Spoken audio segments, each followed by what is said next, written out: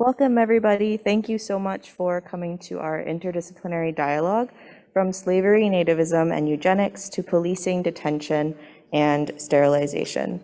So we hold this conversation in light of a lot of the social justice movements, whistleblower exposés, and proposed reforms in the last year. And we'd also like to share our diverse perspectives about the various systems of oppression against Black and brown bodies, but how they continue to resist and pursue equity and justice. And so we'd like to begin by introducing ourselves, followed by a structured panel discussion, and then we'll be having an open floor for any audience questions online or in person. So I'd love to go ahead and allow Leslie, who's zooming in, to introduce herself.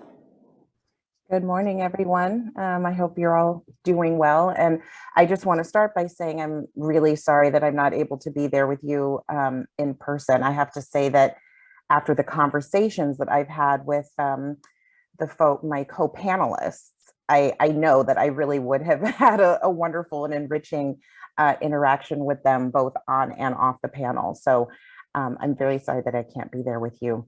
My name is Leslie Alexander. I'm Associate Professor of History and African American Studies at Arizona State University, and I'm currently a fellow at the Society for the Humanities at Cornell University.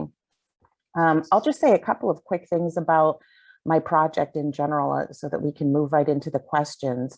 What I'm really thinking about and talking about for today's session is part of a larger project that I have just started working on and developing as a full-length book project, which I have tentatively titled How We Got Here, Slavery and the Making of the Modern Police State. And what I'm really interested in for this project is thinking about how we can better use history to help us understand the crises that we face in the contemporary moment, and ideally how we can use history to help us heal and solve the problems that we face in contemporary society. I'm sure, like many of you, the recent murders of George Floyd and Breonna Taylor and Ahmaud Arbery really, I think, opened our eyes and reminded a lot of us that the patterns that those of you who are in my generation, who remember Rodney King and who remember just the severity of the ongoing role of the police state in Black and brown communities, really wanted to try to better understand how in the 21st century we are still here. And so that's where this concept of how we got here came into being. What I really want to understand is how we got to this moment where we have a police state in the modern age that really functions in the way that it does. But I'm also interested in how we have a society in which vigilante violence, along the lines of what took the life of Ahmaud Arbery, also functions in contemporary society. And for me, as a 19th century historian, I feel like the answers to those questions can in part be understood by patterns and processes in the 20th century, but I actually think that the longer history of slavery and enslavement and the ideologies of white supremacy that came into being in order to support and fortify the enslavement of African peoples is really what we need to understand in order to better grapple with where we are in this contemporary moment. So my project, what I will be talking about on the panel today, and what I've been talking about in preparation for this with my co-panelists, is really about wanting to better understand how the patterns of enslavement that were laid in the 17th, 18th, and 19th centuries have led us to this moment. Thank you so much, Leslie. I just want to introduce myself as well. My name is Danielle Bliemer. I'm currently a student in the medical degree and the Master's in Public Health program at our Atlanta campus in Emory University. This is my final year, which is really exciting, and I'm applying into obstetrics and gynecology. So I got involved with the rest of my panelists and with Leslie as well when I saw the call to action, and I've been working on looking at the history of forced sterilization in America specifically, and stemming all the way from the eugenics movements to before, as well as to modern day events. Most recently, last year, the Irwin County Detention Center, where we heard reports of forced sterilization there. So that's what I'll be talking about a little bit today. Good morning, everyone. My name is Liz Pittenger. I'm a current senior at the Emory University studying psychology and sociology. Right now, I'm working on an honors thesis about policing as a social determinant of health and COVID-19 mortality rates. I'm also the president of Emory's SPEAR, so Students for Prison Education, Activism, and Resistance. And I worked at the DeKalb County Public Defender's Office this past year. And I'm just really thankful and super excited to talk with you guys this morning. Yep. Hello, everybody. My name is Henry Mangalapalli, and I am a senior at Emory. I'm double majoring in biology and African American studies. I'm here today along with my colleague Grace as the vice president of Emory Behind the Glass. And Behind the Glass started as an organization that brought Emory students to Stewart Detention Center, which is an immigrant detention center in Lumpkin, Georgia. And we sat behind a glass window where we spoke over the phone with detainees and talked about their experiences, their life stories, and whatever else they wanted to talk about. And now we're expanding our outreach beyond that. So I'm very grateful for the opportunity to be here, and I will hand it off to Grace. Good morning, everybody. So as I mentioned earlier, I am Grace Shrestha. I am double majoring in political science and sociology, and I'm currently serving as president of Behind the Glass. So we established this organization at the Atlanta campus in order to engage in informed activism with detained, undocumented, and other communities in this state and across the country.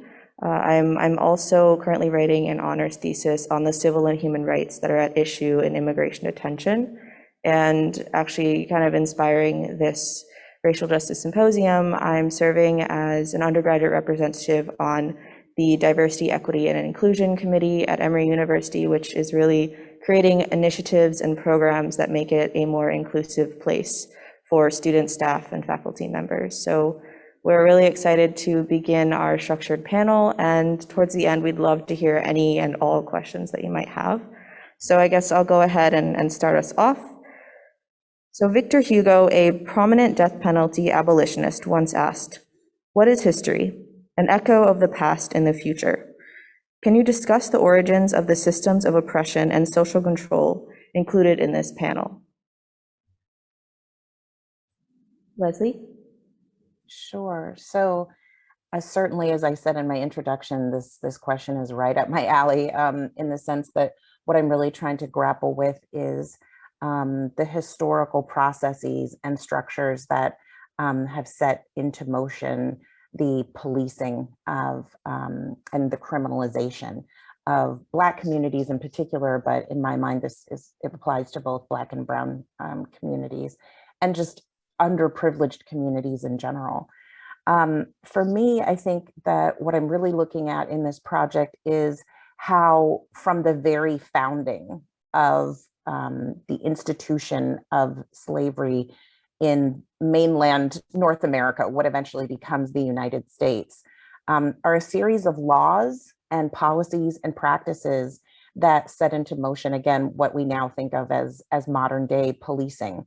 So what I'm really interested in this project is trying to understand how the tension that develops when white colonists are trying to use strategies to enslave a population of people who just fundamentally want to be free, the tension that creates. And what I'm really looking at in this project are the laws that from the very founding of the nation come into being to try to police and control and maintain power over this population of people that they are attempting to enslave.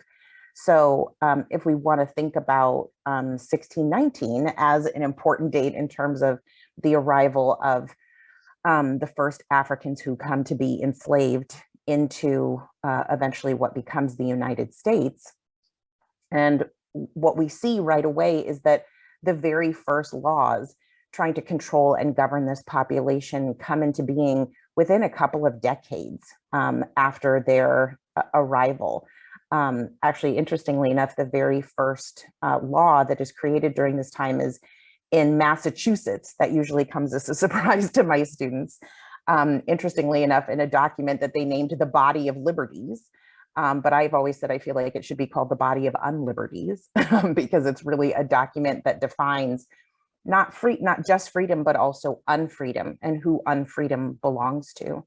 But then across the colonies, you see an entire system of laws that come into being, defining freedom and unfreedom and who those laws apply to, but also a whole series of laws trying to control and police a population that is constantly striving for its freedom. And that eventually not only becomes a series of laws that allow for severe punishment and even death for people who are attempting to gain their freedom, but also a whole series of practices such as using the militia and other organized forces that eventually become things like slave patrols that are constantly used to control, monitor, criminalize, and police not just enslaved communities only, but also growing free Black communities as well. And I actually think that in some ways trying to study how this applies to free Black communities during this time is equally important because it underscores the fact that this is not just a policy about trying to maintain control over slavery. It's actually it's a series of policies that are about trying to control a population of people who want to be free, who the state does not actually want to treat as free and equal citizens. And so I think history is fundamentally important to understanding these processes of how Black populations, both enslaved and free, eventually come to be seen as criminal, threatening, dangerous, and in need of policing. So I can also chime in here, coming from the standpoint of looking at immigration in the United States and the history of xenophobia. We've always had this history of excluding or not wanting people to come in if they are of a group or ethnicity or nationality that this country deems a threat to, basically to white supremacy. So going way back to the 1700s when race and ethnicity and nationality were defined a lot differently than they are today, we had laws preventing French people from coming in. And if you look more closely to the 1800s, which I think is around when we start to see like the Chinese Exclusion Act and more specific anti-immigrant sentiments, first we wouldn't let in Irish people, then we wouldn't let in Eastern Europeans, because we deemed those groups of people a threat to people who were already in America, specifically white people already living in America. This whole idea that people are coming to take their jobs or take their houses or come to work for cheaper wages or whatnot. And we see this a lot today, and it disturbingly plays out again and again and again. I think more recognizable examples today would be the whole idea a few years ago under the Trump administration of having a quote unquote Muslim ban, banning individuals even just arriving in the US on planes coming from several Middle Eastern and North African countries. This idea that people from those countries were a threat, that they were going to come here and basically make money, make a living, and that was going to take away resources from white Americans. And another example is the whole rhetoric with the US-Mexico border, that folks crossing over that border are coming to take our jobs. That's a common misconception, even though the statistics widely show that that is not the case. There are plenty of jobs out there. But again and again, regardless of the actual evidence of, where the jobs are, where the economic security is, there is this constant fear that immigrant groups will come into this country and take away the livelihood of white Americans, white dominant culture, even if that's not necessarily the case. I think I will be echoing a lot of what my co-panelists have said so far. But one theme that you can hear in all of us is this theme of power and status and position. And what we're seeing is when there's a threat to where you stand, where you're positioned, where you're seen, both in your personal and in your professional life, that's when you have this knee-jerk reaction that can come where groups of people congregate and have this racist ideations or have these agendas that disproportionately affect vulnerable populations. So in this sense, we're talking about immigration and people who have been incarcerated. But when we look at history, who we target varies based off of the social context. So for instance, from my perspective of forced sterilization, we don't see people running around in the streets or saying, we have to take out your uterus or we have to refrain you from reproducing. Instead, what we see is, like everyone has said, in the media, who is targeted, and it's people who come from different countries. So the most recent event of forced sterilization that was publicized in the news was last year at the Irwin Detention Center here in Georgia, where more than likely you are to be an immigrant if you're imprisoned there because it's an ICE detention center. But why this flies under the radar is because this is a vulnerable population that we have been coached to say, oh, it's fine, they're coming, they're taking our jobs, they're living on this land and not paying taxes. And so you have this systemic oppression that's almost certified by the population because we already demonize those people. And the same can be said of slavery.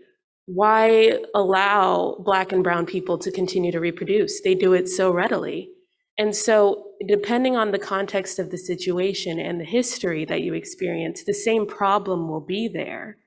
It's just about what is acceptable at that time. And you have to question, what are we allowing into our minds? What are we allowing from the news to influence us and allow these things to keep happening, even though we know they're atrocious? And that's just, to answer your question, that's what history is. It's the same thing repeating itself, but in a different context. So the next question actually comes from me. I am a graduate student, as is Leslie. And so we have a very different idea of what the criminal system is. We study it from a higher level of just books and facts, and what we don't have is that personal context. So for our undergraduate students, my question was, with the personal context when prison persons through BTG, which is Behind the Glass and Spear, what are some of the stories of oppression and barriers to success in crimmigration? What are the real life manifestations of systems of control, and what are their long-lasting effects? Thank you, Danielle. That's really thoughtful. And I think as Liz, Henry, and I can all attest to, as visiting and advocating for people who are detained or incarcerated, we have a lot of really monumental experiences with these populations. I think for me, what comes to mind are the communication barriers and then the collateral consequences of being in detention. And I only really know this through the stories that I've heard and the kind of experiences that I've read about in various kind of documentaries or personal anecdotes.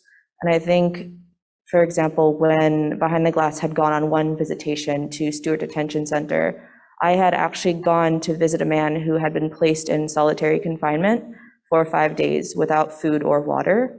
And our community partner specifically has us matched with individuals who report human rights conditions that are completely egregious and atrocious, as Danielle mentioned, to check in on them. And oftentimes they have no family that have visited them or don't have really access to resources like some of the other detainees might. And from that experience, I had tried to connect with that individual, but was instead placed in the waiting room for 5 hours.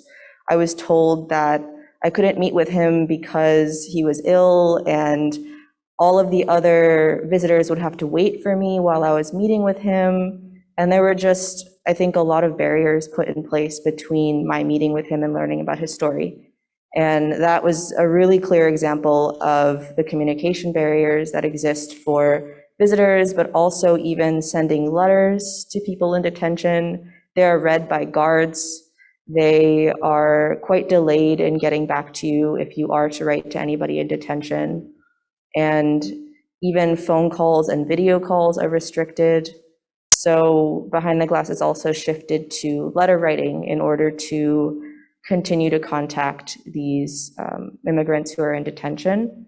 And in terms of collateral consequences from, imprisonment and incarceration and detention and the long-lasting effects, I think that, because ICE is managing these detention facilities and oftentimes apprehending people, there's a lot of mistrust in public institutions and public participation among immigrant communities.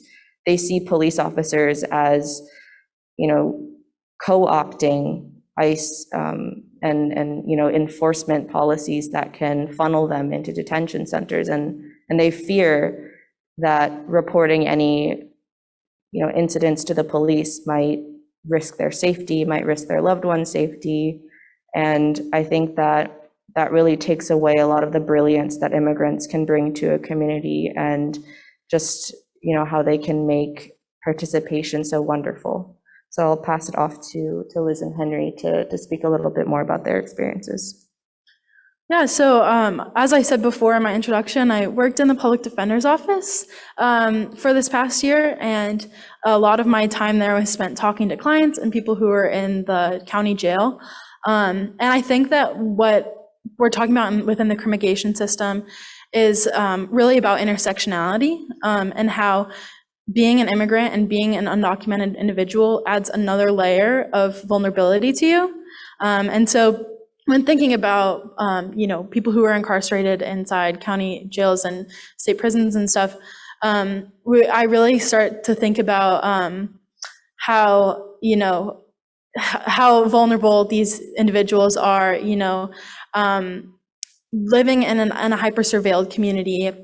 And immigrant communities are oftentimes over-policed, and so that, that brings you into prisons and jails. And also, the likelihood of being deported is such a large fear. And like Grace was saying, it takes away brilliance, and it also makes incarceration much more difficult. I worked with people who were working in pretrial settings. So I worked in a pretrial diversion program, and I also worked with people who are receiving bail or trying to post bail. And a lot of times when those individuals who are undocumented are, awaiting trial and awaiting, arraignment and all that sort of stuff, posting bail is a really high barrier, especially because many bail companies refuse to give post bail for people who are undocumented and who don't have papers. And so that's just another layer of challenge within the carceral state. Every single layer of, vulnerability adds another barrier to success. And so it's also just people who don't speak English are put at a much higher disadvantage. There are translation systems, but oftentimes those individuals don't know what the justice system entails. And so, explaining that through a translator within the loud, noisy jail is just such a nightmare. And I just really empathize with everyone who is incarcerated, especially undocumented people, because those levels of intersection are quite daunting. So I'll pass it on to Henry. Thanks, Liz. So when I went to Stewart Detention Center along with Grace and Liz, actually, right before COVID, I spoke with a detainee from a West African country. He lived in this country most of his life, and he was around his mid-30s. He was, of course, undocumented. And he straight up told me that if he had a means of getting legitimate work, like legally working in the United States, he would have. And part of the reason he said that was he was brought into the detention system after being caught doing a form of work that is highly stigmatized and is considered to be illegal in this country. And that really brings in a couple questions. So the first question of like, why is it so hard in this country to get citizenship, to get a green card or whatever documentation you need in order to legally pursue a job, to pursue work, and to feel secure in this country? Like, I come from a community with immigrants, a community of immigrants, and I have seen the wait times for green cards, depending on what country you come from, they can be years, they can be decades even. So that whole time, you either have to work under the rug and like undercover and not have any guarantee of wages or safety, or even that you'll be allowed to stay in the United States. And this also brings into question, why are certain forms of work considered illegal in this country? Like, namely, drugs. Drugs are criminalized at a very high level in this country, selling drugs, doing drugs. And when you look at who is incarcerated for interaction with the drug business, it's typically immigrants and people of color who are highly criminalized just for existing in this country. So those laws exist to target immigrants and people of color. And I think it is really worth looking into the origins of some of these laws as not laws to quote unquote keep people safe, like the whole ideology of like the war on drugs.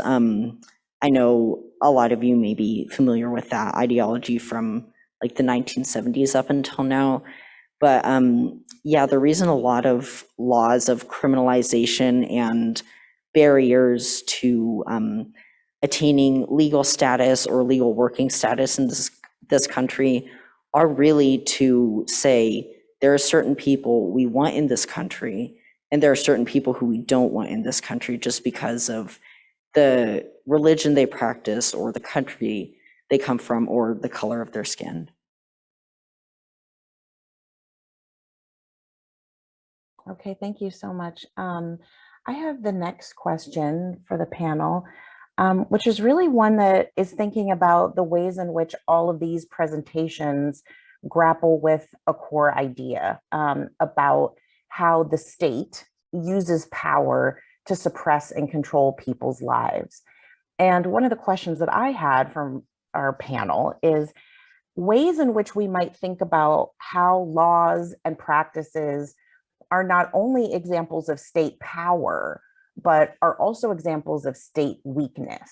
So what I really mean by that is, how is the state constantly having to recreate itself in order to maintain power? And how might we think about some of these policies and practices, not just as demonstrations of power, but also demonstrations of weakness? So since this was my question, maybe I'll let Danielle and the other panelists go first, and then you all can come back to me.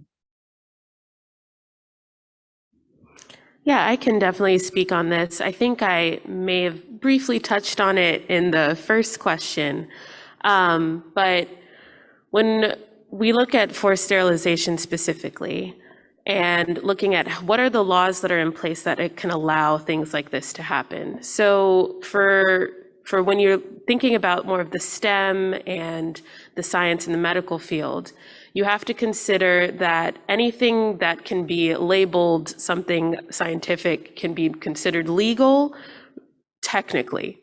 But what you have to remember is like the personal rights and the personal like informed consent, and does the person that you're talking to completely understand the procedure that you're performing? Do they understand the need for this procedure, their risks and benefits?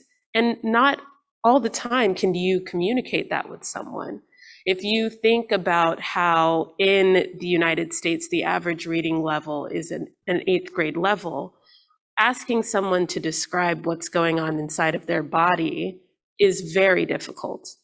But there are laws that are in place that can protect you as a physician or as a scientist who's doing research on a population when you skimp over those little details, when you rush through that informed consent process.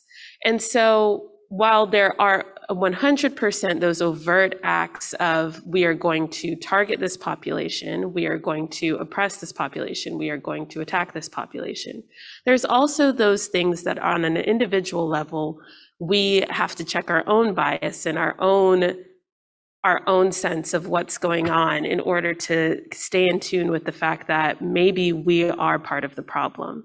So on a statewide level, I can see how it can seem very undaunting to be like, I don't know how this affects us on a state level. But when we look at an individual, we make up the state.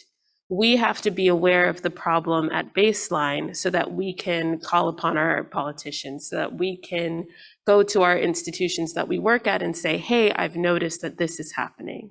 And so how does the state have to constantly reform? It has to reform when we acknowledge that there is a problem. And so once we acknowledge there's a problem, the immediate effect is there has to be a change on a statewide level. Yeah, and to echo on Danielle's earlier point from the first question, I really like that you mentioned it's always about the context, and these forms of oppression take different forms, right? And that's based on the racial or ethnic group that's being scapegoated at the time or that is being targeted at the time. But I also think it's about how these, systems of oppression take different forms and they kind of morph over time, right? And I really love this question because of the kind of way it flips the conception of state abuse of power on its head, right? We think of these systems as an abuse of authority, but it also is a form of state weakness, because why would these systems have to be recreated? With the abolition of slavery, then there came incarceration, especially of Black and brown bodies.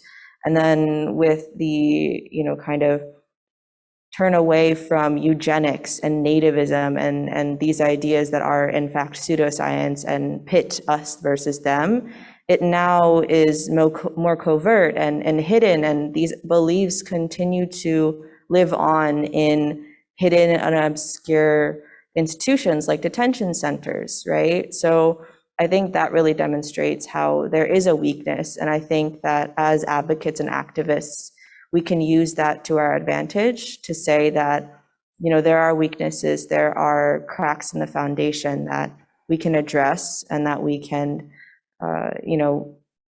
deconstruct and construct again. And we'll probably go into more detail about that in later questions, but I'll pass it on to my other panelists.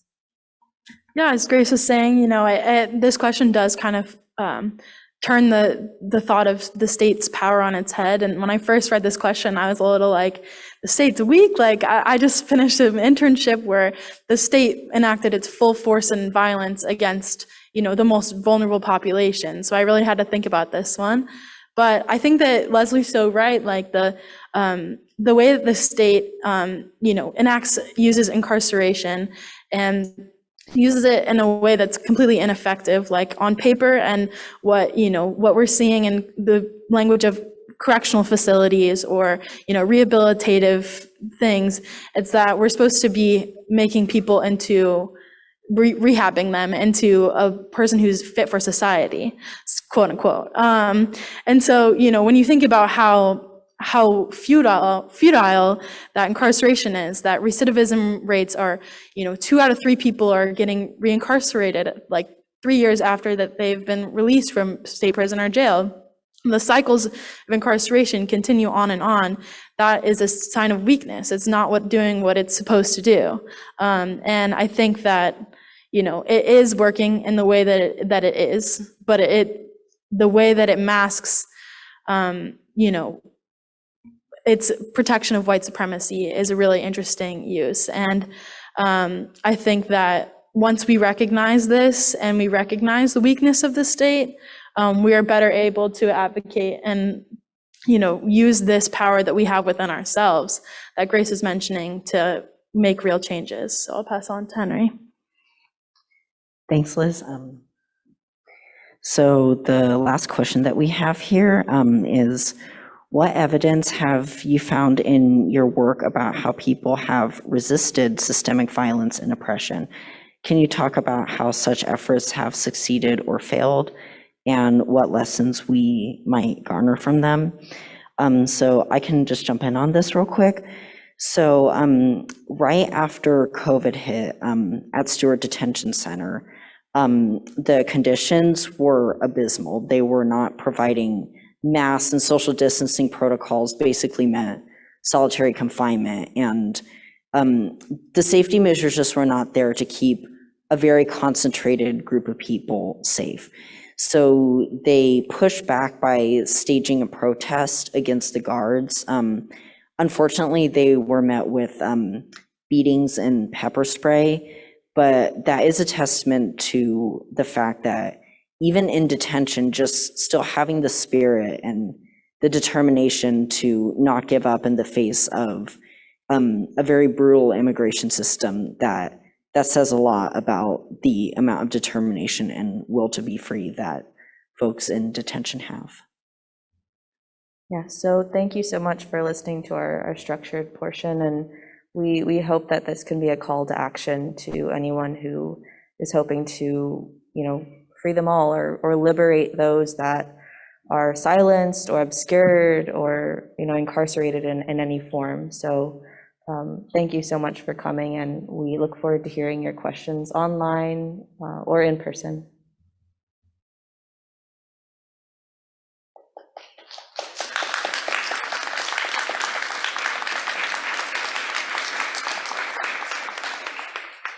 I'll just say quickly that since I'm on Zoom, I'm going to be trying to field and present some of the questions that folks who are also participating virtually may have. So if anyone who is participating virtually has a question, feel free to send it through the question and answer feature at the bottom of your Zoom screen, and I will do my best to field some of those. Grace, do you all want to start with any questions in the room, or there is one question in the Q&A? Hi, so I'm gonna ask one of the questions in the Q&A online. So this is from Nick Fassett, and he says, one remarkable and I think uplifting aspect of the uprisings that followed George Floyd's murder was the widespread call to defund the police. Related to this, I'm curious to hear more from the panelists, specifically about the movement for penal abolition, perhaps its historical ties to the enduring legacy of 19th century abolitionist movements, and or how an abolitionist framework engages issues like immigration, queer liberation, and other anti-racist and anti-capitalist struggles.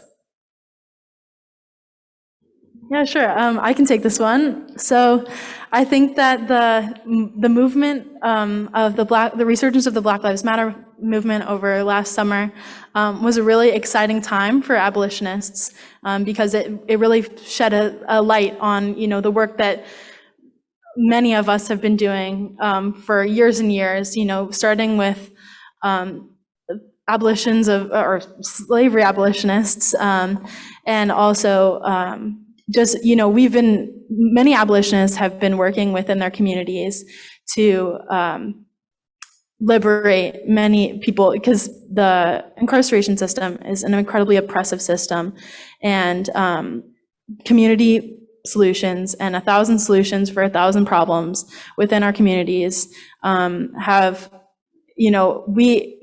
communities have been solving these problems of violence and of strife for years and years. And so the resurgence of the Black Lives Matter movement really allowed for a spotlight to be put on how the system of policing has been obsolete for years and years. And I think that it was a really special time, and especially with, gendered violence and interpersonal violence and gun violence and police violence against people from the state were finally put on a pedestal. And the imagination that it takes to conceptualize abolition was finally resurfaced during this movement. So if anyone else has anything to say. Yeah, and I think just to Liz's point as well, As she mentioned, it was put on a pedestal. A lot of the work that has been going on since the 19th century that I think was overlooked or at least not recognized. And that's why even through BTG, we've really tried to honor the history that African Americans have been doing this work for so long, and we take so much inspiration from these other liberation movements of abolish ICE, defund the police, and all of this is really thanks to the work that Black people have been doing for centuries. And I think Leslie can also chime in historically about how that history of enslavement kind of is the reason for a lot of these systems of oppression and a lot of these movements that arise. So thank you. I think we have 5 minutes remaining. Are there any other questions?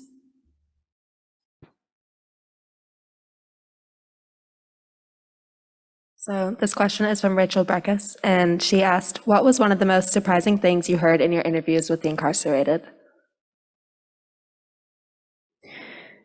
So definitely something, this speaks more to immigrant detention, but the fact that when you're just out there, like doing whatever you do in your daily life, like you have no idea who could be impacted by this system. When we were in the waiting room before we actually went back to see the detainees that we were going to visit, there were families there.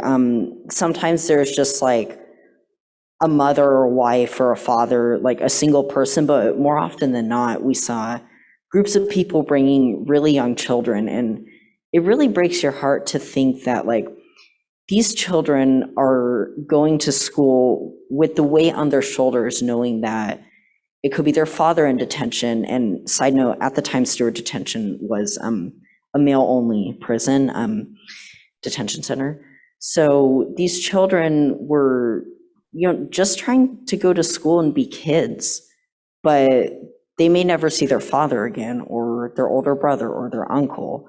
And just like knowing that the adults are like going to work and doing whatever else they do in their daily lives, and most people are probably just oblivious to the fact that they have that weight on their shoulders. Like they're carrying a whole lot of stress and a whole lot of anxiety. Like, am I going to see my family members ever again? Like, are they going to get deported?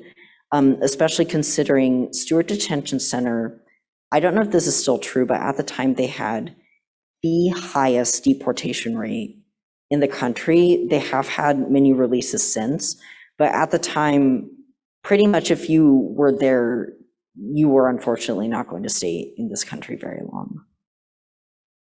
Yeah, and just to echo Henry's point, I think something to keep in mind from our interactions with the detained immigrants is the cold and bleak nature with which they were treated. They're in jumpsuits, handcuffs, short hair. They, are put under these conditions and don't have translators. Many of them can't speak English very well. Many of those from Emory who went to visit individuals were of diverse language speaking abilities, Spanish, French, various African languages, because many of those inside, their families are abroad or they're in various parts of the country. They can't come over.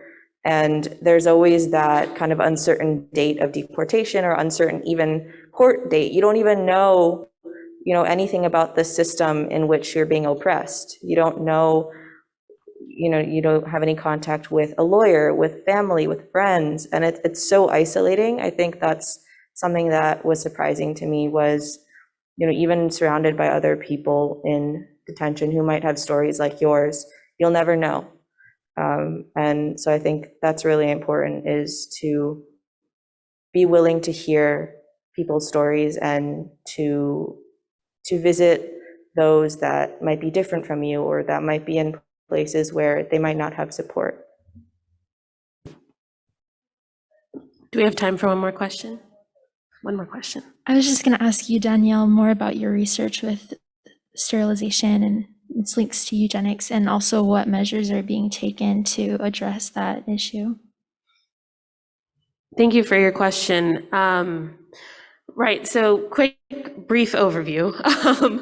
So I got really interested in forced sterilization last year when we're almost at the 1-year anniversary, a little bit past, when there was a report by a certified nurse at one of the hospitals down in Irwin County that was seeing some of these detainees and taking care of their women's health care. One of the nurses said that there was an alarmingly high rate of hysterectomies being performed at this detention center. And when I heard that, I was like, I'm going into obstetrics and gynecology, and what I have been taught is that you always communicate with your patient because this is such an invasive procedure, and it has this long-lasting effect of you can no longer bear children, and also any surgery, you have the privilege of operating on someone, you have to be able to communicate those things to them. But like my fellows have said, when you have these barriers of language, what you look like, how people perceive you, how people perceive your health literacy, your education level, all of that is going through a lens of an individual. And so what I was mainly interested in looking at was what are the individual levels of bias that we are participating in that can lead to this statewide, this national, this continued oppression from people. Because we're not, if we look around the room, we're not all, white supremacists overtly out here raising our hand and with fire everywhere. We're of many different colors, but we're also men of many different levels of privilege. And we have to acknowledge those things when we talk about forced sterilization, when we talk about immigration, when we talk about detention. And so my final call to action, since we're running out of time, is when you see something, say something like they say in New York, and that can be to your politician, that can be to your institute that you work at, that can be to the hospital where you see this, like the nurse who stood up and went to the media and went to her superiors. When you see something that's striking to you, you should do something about it.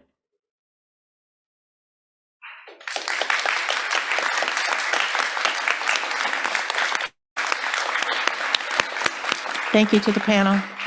We have about 15 minutes. Next session in this room is the Native American Leadership Model, a focused approach to overcoming Native American trauma. So 15 minutes. Thank you so much.